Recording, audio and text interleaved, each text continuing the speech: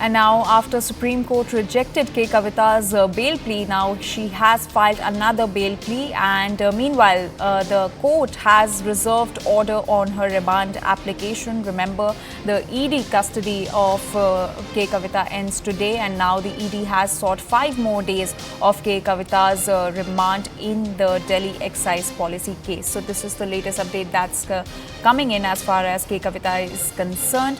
CNN News 18's Ananya Bhatnagar is now joining us with more details on this. Ananya, till when can we expect the court's order on the custody of Kavitha? Well, definitely the order has just come out. 3 days of ED custody is what the court has granted for Kavitha. She will be in fact, ED's custody for the next 3 days as well. Very clearly and categorically, orders passed by Special CBI Judge Kavitha. Remember that the Enforcement Directorate today told the court that, they would need to confront her with various other people and, in fact, various documents as well. In fact, the digital data extraction is also complete in this particular case. But the biggest submission coming in from, in fact, the Enforcement Directorate side, Anjali, is that Kavitha's nephew is at this point of time being raided. His residence in Hyderabad is being raided at this particular point of time, is what the ED has told the court. And in fact, 3 days of police custody remand has been granted by Delhi's Rouse Avenue Court. Special CBI Judge Kavitha passing out this particular order.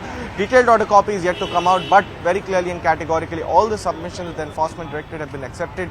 5 days of police custody remand was what the Enforcement Directorate had sought, and now 3 days of PC remand has now been granted. Remember that Kavitha faces a big allegation that, she had met with Arvind Kejriwal. Arvind Kejriwal had demanded her for 100 crore. And of that 100 crore, she had asked the YSRCP MP Manguta Reddy to actually arrange for the 50 crore, and the other half was being arranged by her own team, is what the allegation is. Not only that, she was also a proxy in Indo Spirits, which is one of the major beneficiaries of this particular scam. It was a company where Arun Ramachandran Pillai was playing as a proxy of Kavitha, is what the ED's allegation is, and the kickbacks were being paid to that particular firm, and that's the reason why, in fact, Kavitha's role has now been, of a conspirator in this particular case. She was one of the major persons of the South lobby.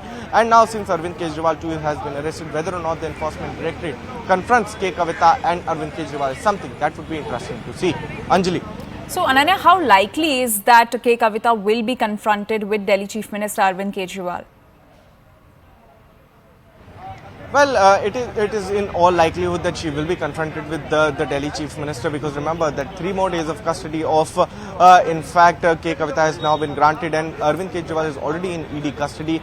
Both of their statement would be recorded, and then, if need be, the Enforcement Directorate would confront these two. One, the Chief Minister of the National Capital Territory of Delhi, and the other being the BRS MLC, and in fact one of the key players of this whole criminal conspiracy, as the ED alleges. Very clearly and categorically, both have been referred to as the kingpins in this particular scene. And how much of it does it play up, whether there would be certain contraventions in their statement, is something that we'll have to wait and watch for. All right, Ananya, thank you so much for getting us all those details. Now, Arvind Kejriwal